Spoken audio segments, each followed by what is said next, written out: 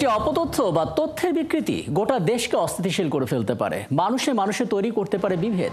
সেই বিভেদ তো কখনোই কাম্য নয়, তাই প্রতিটি অপতথ্যের বিপরীতে সঠিক তথ্য নিয়ে হাজির হতে হয় এবং সেই কাজটি করতে এসেছি। আপনাদের সঙ্গে আছে রাকিব হাসান। আমন্ত্রণ জানাচ্ছি রিউমার চেক নিয়ে ৭১-এর নিয়মিত আয়োজন ফেক নিউজ স্ক্যানারে। দর্শক, চলতি বছরের মার্চে, অর্থাৎ যে মাসটা আমরা ফেলে এসেছি, সেই মার্চে ইন্টারনেটে ছড়িয়ে পড়া ২৯৮টি ভুল তথ্য আসলে শনাক্ত করা গেছে এবং কাজটি করেছে বাংলাদেশের ফ্যাক্ট চেকিং প্রতিষ্ঠান রিউমার স্ক্যানার। এর আগে গত জানুয়ারি এবং ফেব্রুয়ারিতে শনাক্ত হয় যথাক্রমে ২৭১ এবং ২৬৮টি ভুল তথ্য।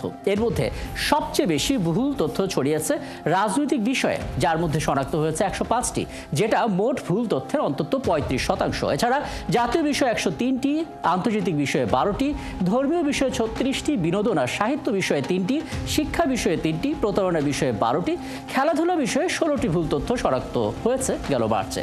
প্ল্যাটফর্ম যদি বিবেচনা করা হয়, গত মাসে ফেসবুকে সবচেয়ে বেশি ভুল তথ্য ছড়িয়েছে সংখ্যার হিসেবে সেটি ২৭৩টি। এছাড়া এক্সে ৬২টি, টিকটকে ৭টি, ইউটিউবে ৪৪টি, ইনস্টাগ্রামে ২৬টি এবং থ্রেডসে অন্তত ৫টি ভুল তথ্য প্রচারের প্রমাণ মিলেছে। ওদিকে এই সমস্ত ঘটনায় ভিডিও কেন্দ্রিক যে ভুল, সেটিই ছিল সবচেয়ে বেশি, সংখ্যাটা ১৪৩টি। এছাড়া তথ্য কেন্দ্রিক যে ভুল, সেটি ছিল ১১০টি এবং ছবি কেন্দ্রিক ভুল ছিল ৪৫টি। শনাক্ত হওয়া যে ভুল তথ্য, সেই ভুল তথ্যগুলোর মধ্যে মিথ্যা হিসেবে ১৬৮টি, বিভ্রান্তিকর হিসেবে ৯৭টি এবং বিকৃত হিসেবে ৩১টি ঘটনাকে সাব্যস্ত করা হয়েছে। ভুল তথ্য প্রচারের তালিকা থেকে বাদ যায়নি কিন্তু দেশের গণমাধ্যমও। ১৬টি ঘটনায় দেশের একাধিক গণমাধ্যমে ভুল তথ্য প্রচার হতে দেখেছে রিউমার স্ক্যানার।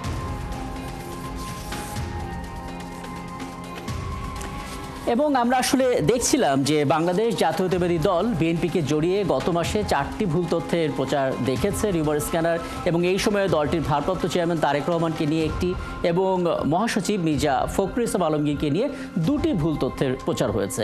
এই দলটিরই আবার যে ছাত্র সংগঠন বাংলাদেশ জাতীয়তাবাদী ছাত্র দল, একে নিয়েও কিন্তু এ সময় ৪টি অপতথ্যের প্রচার হয়েছে। এর বাইরে বাংলাদেশ আওয়ামী লীগকে জড়িয়ে ৬টি অপতথ্য শনাক্ত হয়েছে। দলটির সভাপতি শেখ হাসিনাকে জড়িয়ে এই সময় ৩৩টি ভুল তথ্য প্রচারের প্রমাণও মিলেছে। আরও অনেকগুলো তথ্য আছে, সবটা নিয়ে আমরা আলাপে যেতে চাই। আমাদের সঙ্গে আছেন প্রধান উপদেষ্টা সিনিয়র সহকারী প্রেস সচিব জনাব ফয়েজ আহমেদ এবং আছেন রিউমার স্ক্যানারের জ্যেষ্ঠ ফ্যাক্ট চেকার তানভীর মাহতাব আবির। আপনাদের দুজনকেই স্বাগত জানাচ্ছি, ধন্যবাদ ও কৃতজ্ঞতা জানাচ্ছি আমাকে সময়টা দেওয়ার জন্য। এবং জনাব ফয়েজ আহমেদ, আপনার কাছে আসবো, তার আগে পরিসংখ্যানটা নিয়ে একটু জেনে আসি, তাহলে আলাপ করতে সুবিধা হবে। তানভীর মাহতাব আবির, আপনাকে এবং আপনার যে টিম রিউমার স্ক্যানার, তাদেরকে বিশেষভাবে ধন্যবাদ, কারণ অপতথ্যের বিপরীতে সঠিক তথ্য তুলে ধরা, ফ্যাক্ট চেক করার যুদ্ধটা আপনারা আসলে চালিয়ে যাচ্ছেন। আমরা একটা ট্রেন্ড দেখতে পাচ্ছি, মানে শুধু মার্চ কাউন্ট করলে ২৯৮টি ভুল তথ্য শনাক্ত হয়েছে, কিন্তু জানুয়ারি ফেব্রুয়ারিতে যথাক্রমে ২৭১ এবং ২৬৮টি। তার মানে বোঝা যাচ্ছে এই বছরের মধ্যে সর্বোচ্চ সংখ্যক ভুলটা শনাক্ত হয়েছে গেল মার্চে, এবং ফেব্রুয়ারিতে কিছু কমলেও সেটা আবার মার্চে গিয়ে বেড়ে গেল। দুটো বিষয় তাহলে জানতে চাই। প্রথমত, এত বেড়ে যাওয়ার কারণটা কি এবং কোন কোন সোর্স থেকে আসলে সবচেয়ে বেশি গুজব ছড়াচ্ছে, কি ধরনের গুজব ছড়াচ্ছে আসলে?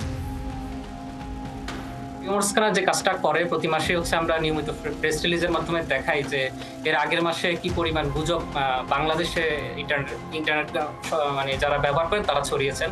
তো এটা এই গত ৩ মাসের ভিতরে এটাই হচ্ছে হাইস্ট, ২৯৮টা। এর আগে এর থেকে কম ছিল। তো ২৯৮টা হওয়ার পিছনে দুই একটা কারণ আমি একটু যদি বলি, স্পেসিফিক্যালি বলি। একটা হচ্ছে রমজান গিয়েছে, রমজান মাসে সাধারণত গুজবের মাত্রাটা একটু বেড়ে যায়, আমরা প্রতি বছর রমজানটাই দেখি এরকম। আর হচ্ছে ঈদের একটা মৌসুম ছিল। আরেকটা বিষয় হচ্ছে ধর্ষণের যে ব্যাপারগুলো, গত মাসে অনেকগুলো ঘটনা আমরা দেখেছি, এবং ওই ঘটনা কেন্দ্রিক যে সংবাদগুলো হয়েছে, সংবাদগুলো যত আপনি দেখবেন যখন একটা ঘটনা ঘটে, যে সংবাদগুলো আসে, এগুলোর সাথে কিছু না কিছু গুজব সামাজিক যোগাযোগ মাধ্যমে ছড়ায়। তো ধর্ষণের এই ঘটনাগুলোতে আমরা দেখলাম যে অন্তত ২৭টা গুজব আমরা শনাক্ত করেছি, যেটা মানে অন্যান্য মাসগুলোতেও ধর্ষণের গুজবগুলো আসে, কিন্তু গত মাসে এটা সবচেয়ে বেশি। আরেকটা বিষয় হচ্ছে বাহিনী কেন্দ্রিক যে গুজবগুলো, আমরা আমাদের প্রেস রিলিজে বলেছি বাংলাদেশ সেনাবাহিনীকে নিয়ে গত মাসে ২৩টা গুজব শনাক্ত হয়েছে, আমরা শনাক্ত করেছি। এটা যদি আমি আপনাকে যদি একটু তুলনা দেখাই, তাহলে বোঝা যাবে যে গত মাসে এটাও একটা কারণ ছিল যে গুজবের সংখ্যাটা বেড়ে যাওয়ার, যেটা হচ্ছে গত আগস্ট পরবর্তী সময়ে আমাদের কাছে যে ডাটাটা আছে, আমরা আমাদের ডাটাবেস গুলো চেক করে দেখেছি যে বাংলাদেশ সেনাবাহিনীকে নিয়ে আগস্ট পরবর্তী সময়ের যে যতগুলো মাস এসছে, এই মাসগুলোর মধ্যে গত মাসে সবচেয়ে বেশি গুজব হচ্ছে সেনাবাহিনীকে নিয়ে হয়েছে। এবং সেনাবাহিনী প্রধান জেনারেল ওয়াকারুজ্জামান, ওনাকে নিয়ে হচ্ছে 7টা গুজব শনাক্ত হয়েছে এই 23টার ভিতরে। আরেকটা বিষয় হচ্ছে এর আগের মাসে কিন্তু এর থেকে 3 গুণ কম হয়েছিল সেনাবাহিনীকে নিয়ে গুজব, মাত্র 7টা শনাক্ত করেছিলাম আমরা গত ফেব্রুয়ারিতে, কিন্তু এক মাসের ব্যবধানে এই জিনিসটা 3 গুণ বেড়ে গিয়েছে। তো এই বাহিনী কেন্দ্রিক হিসেবে সেনাবাহিনীর এই বিষয়টা এবং ধর্ষণ এবং তাহলে কি আমরা বলতে পারি যে সামাজিক অপরাধের পরিমাণটা যদি বেড়ে যায় এবং দেশের ভিতরে যদি কোনো অস্থিরতা তৈরি হয়, তাহলে সমান্তরালে গুজবের মাত্রাটা বেড়ে যাচ্ছে? হ্যাঁ, এটাই। আচ্ছা, যে কোনো ঘটনাকেন্দ্রিক বিষয়গুলোতেই হচ্ছে এটা আসলে প্রভাব ফেলে আর কি, যে কোনো ঘটনা ক্যাম্পেইন আকারে যখন চলে এবং এগুলো সামাজিক যোগাযোগ মাধ্যমে অনেক আলোচনা হয়, এই আলোচনার সাথে আসলে গুজবগুলো আসলে ছড়িয়ে যায় এবং মানুষ আসলে না বুঝে অনেক কিছু শেয়ার করে, আবেগের কাছ থেকে হোক বা প্রচারের কারণেও হোক। এই ঘটনাগুলো প্রচার হয়ে যাওয়ার কারণে অনেকে পরে গিয়ে আসলে জানতে পারে এটা আসলে গুজব বা এটা আসলে এই ঘটনার সাথে রিলেটেডই না বা অন্য কোনো দেশের ঘটনা। তো এটা আসলে প্রতি মাসেই হচ্ছে এরকম কোনো না কোনো ইভেন্ট থাকে, যে ইভেন্টগুলোতে আসলে ওই ইভেন্ট কেন্দ্রিক অনেকগুলো গুজব ছড়িয়ে যায়, যেটা গত মার্চে আসলে অনেকগুলো ইভেন্টের কারণে এই গুজবের সংখ্যাটা আসলে বেড়ে গিয়েছে বলে আমরা মনে করছি। চমৎকার একটা ওভারভিউ আমরা জেনে নিলাম। আমি এখান থেকে জনাব ফয়েজ আহমেদ আপনার কাছে আসতে চাই। আপনি শুনলেন আসলে যারা ফ্যাক্ট চেকগুলো করছে তারা আসলে কী ধরনের পরিস্থিতির মুখোমুখি হচ্ছে এবং কী ধরনের তথ্যগুলো আসলে পাচ্ছে, এবং আপনি যেই জায়গাটাতে আছেন রাষ্ট্রযন্ত্রের সঙ্গে সরাসরি সম্পৃক্ত, এখান থেকে নিশ্চয়ই এক ধরনের নজর আপনাদের দিকে আছে এবং আপনাদের একটা বিশ্লেষণও আছে। আমি সেটাই শুনতে চাই। প্রথমত, অপতথ্য নানা জায়গা থেকে ছড়াচ্ছে। আমরা ধারাবাহিকভাবে বলছি লক অ্যাকাউন্ট কিংবা ফেক অ্যাকাউন্ট থেকে যেমন রিউমার ছড়াচ্ছে, আমাদের প্রতিবেশী দেশ ভারত থেকেও কিন্তু নানা রকমের খবরগুলো তথ্য সন্ত্রাসের মতো করে আসছে। সবগুলো বিষয়ে কি ধরনের নজরদারি আপনাদের আছে, কি ধরনের ব্যবস্থা এখন পর্যন্ত নিতে পারছেন? ধন্যবাদ রাকিব আপনাকে। একই সঙ্গে আপনার এই অনুষ্ঠান যারা দেখছেন তাদেরকে আমি শুভেচ্ছা জানাচ্ছি। বিশেষ করে ধন্যবাদ জানাতে চাই এখানে রিউমার স্ক্যানার একটা গুরুত্বপূর্ণ ভূমিকা পালন করছে বাংলাদেশে গুজবের বিরুদ্ধে যে লড়াই, সেটা মোকাবেলার ক্ষেত্রে। ৭১ টেলিভিশন আপনারা এখন যে অনুষ্ঠানটি করছেন, এই অনুষ্ঠানটিও নিয়মিত হচ্ছে, আমরা বেশ কিছুদিন ধরে লক্ষ্য করছি। এটা গণমাধ্যমের অত্যন্ত দায়িত্বশীল একটা উদ্যোগ, এটাও খুব ভালো দিক। মানুষকে গুজবের বিষয়ে সচেতন করা বা গুজবের বিষয়ে গুজব চিহ্নিত করার ক্ষেত্রে শিক্ষিত করা গণমাধ্যমের একটা গুরুত্বপূর্ণ দায়িত্ব। সেই দায়িত্বটা আপনারা খুব ভালোভাবে পালন করছেন, এটা অত্যন্ত ভালো দিক। দেখুন, গুজব যে কত বড় চ্যালেঞ্জিং একটা ব্যাপার, সেটা জাস্ট আমি আপনাকে আজকের দিনে দুটো উদাহরণ দিই। একটা হচ্ছে আজকে বাংলাদেশের মানুষ তার ঘুম ভাঙার পরেই একটা খবর পেল যে ইউএসএ বাংলাদেশের উপরে যে তার শুল্কের রেট সেটা বাড়িয়েছে। তো খবরটা এমন ভাবে পরিবেশিত হয়েছে উদ্দেশ্য প্রণোদিত ভাবে যে এই ঘটনা শুধু বাংলাদেশের জন্যই ঘটেছে। এক্স্যাক্টলি, হ্যাঁ। তো এইটা হচ্ছে আপনার ইনিশিয়াল একটা গুজবের যে সূত্রপাত, অনেক সময় সঠিক তথ্যের একাংশকে প্রকাশ করে দেওয়ার মধ্যে দিয়েও গুজবের একটা সূত্রপাত ঘটায়। মানে ভাবখানা এইরকম যে শুধুমাত্র বাংলাদেশের প্রফেসর ইউনূসের যে অ্যাডমিনিস্ট্রেশন, সেই অ্যাডমিনিস্ট্রেশনের উপরে বিরক্ত হয়ে ট্রাম্প অ্যাডমিনিস্ট্রেশন এখানে শুল্ক বাড়িয়ে দিয়েছে। আসলে এটা ট্রাম্প অ্যাডমিনিস্ট্রেশনের যে একটা গ্লোবাল ডিসিশন, পৃথিবীর সবগুলি দেশে সেটা হয়েছে। এটা একটা আমাদের ইকোনমির জন্য একটা নিউ চ্যালেঞ্জ। আমরা তো দেখতে পাচ্ছি 37% ট্যারিফ অ্যাড হয়েছে, কিন্তু সর্বোচ্চ 50% ট্যারিফও যুক্ত হয়েছে অন্যান্য দেশগুলোতে। ইউরোপীয় ইউনিয়ন তো সরাসরি বলে দিয়েছে ব্যবস্থা নেবে। সুতরাং কখনো পুরো তথ্যের আংশিক প্রকাশ সেটাও গুজবকে উৎসাহিত করে, সেটা আমরা আজকে একটা উদাহরণ দেখলাম। আরেকটা যদি আপনি খেয়াল করেন, বিমস্টেকের সম্মেলনে যোগ দেওয়ার জন্য প্রফেসর ইউনূস আজকে সকাল 8:30টায় ব্যাংককে গিয়েছেন। সেইখানে আমরা খেয়াল করলাম যে ফেসবুকে বিশেষ করে কিছু আওয়ামী শুভাকাঙ্ক্ষী বা আওয়ামী রাজনীতির সঙ্গে সরাসরি সম্পৃক্ত যারা এখন প্রকাশ্যে না থাকলেও অধিকাংশ সময় দিনের তারা সোশ্যাল মিডিয়ায় পার করেন, তারা প্রচার করছিলেন প্রফেসর ইউনূস বিমস্টেক সম্মেলনে গিয়ে লাল গালিচার সংবর্ধনা পাননি, যেটি অতীতে ফেসিবাদী শাসনের যে আইকনিক লিডার শেখ হাসিনা যখন বিমস্টেকে গিয়েছিলেন সে সময় পেয়েছে। দেখুন, একজন যদি আজকে প্রফেসর ইউনূস যেই বিমানে ব্যাংকক গিয়েছেন সেটি একটি কমার্শিয়াল ফ্লাইট, অর্থাৎ ওই ফ্লাইটে আরো অসংখ্য সাধারণ যাত্রী বা রেগুলার ফ্লাইটে যে সমস্ত যাত্রীরা যান তারা ছিলেন। ওই বিমানবন্দর, ব্যাংককের ওই বিমানবন্দর অত্যন্ত ব্যস্ততম বিমানবন্দর, এবং ওখানে কখনোই এখন পর্যন্ত কোনো ভিআইপি কে লাল গালিচার সংবর্ধনা দেয়া হয়নি বা হয় না, কারণ ওই বিমানবন্দরের এই ধরনের ক্যাপাসিটি নেই। এবং কমার্শিয়াল ফ্লাইটের ক্ষেত্রে কখনোই লাল গালিচা সংবর্ধনা দেওয়ার ব্যাপারটি ঘটে না।